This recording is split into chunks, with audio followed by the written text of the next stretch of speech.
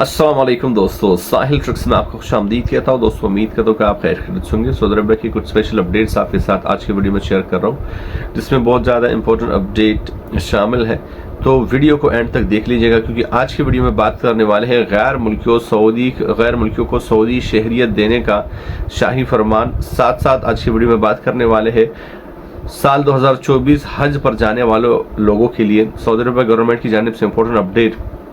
और most important, मसाजिद से चोरी के जो केसेस है उस हवाले से जद्दा में जो वाक़या हुआ है उस हवाले से भी अपडेट आपके साथ आज की वीडियो में शेयर कर रहा हूँ। वीडियो काफ़ी इंपॉर्टेंट है, तो ध्यान से एंड तक देख लीजिएगा। सपोर्ट के इस वीडियो को लाइक कर लीजिए। चैनल पर अगर आप नए हो तो सब्सक्राइब करके नोटिफिकेशन बिल पर क्लिक करके ऑल को जो सेलेक्ट कर लीजिए, ताकि लेटेस्ट अपडेट्स आपको नोटिफिकेशन मिलते रहे। दोस्तों यहाँ पे अपडेट जो है वो सामने आई है, वो है जद्दा से, जहाँ पे मसाजिद की बिजली चोरी करके कमर्शियल टावर के लिफ्ट को जो है वो चलाया जा रहा था, और साथ साथ मसाजिद के इर्द गिर्द दुकानों को भी जो है वो बिजली फराहम की जा रही थी।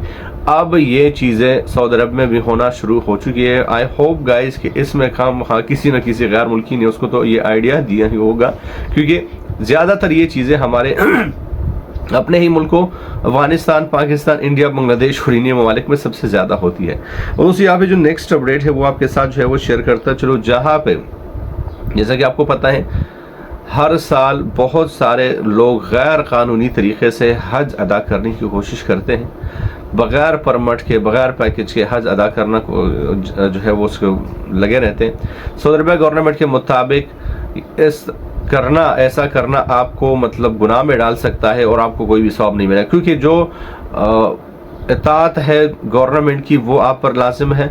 तो अगर आप इसके खिलाफ वर्जी करते हैं, हज पर जाते हैं, लोगों को मुश्किल में डालते हैं, तो तब आपको कोई भी सवाब नहीं मिलेगा, बल्कि आप गुनाह के मुर्तकिब हो जाओगे। ऐसा ही सऊदी अरब गवर्नमेंट का अनाउंसमेंट आया था कि अभी तो जस्ट हिदायत की गई है कि ऐसा करने की कोशिश ना की जाए, लेकिन सऊदी अरब गवर्नमेंट ने बहुत स्ट्रिक्ट प्लान बना लिया है इस साल गैर कानूनी तौर पर हज करने वालों को काउंटर करने के लिए। तो दूसरी यहाँ पे जो इस वीडियो का मोस्ट इम्पोर्टेंट अपडेट है वो है कि 4 गैर मुल्कियों को सऊदी शहरियत देने का शाही फरमान जो है वो जारी हो चुका है, और बाकायदा ये चीज़ सरकारी गज़ट उम्मुल क़ुरा में भी शाया हो चुका है।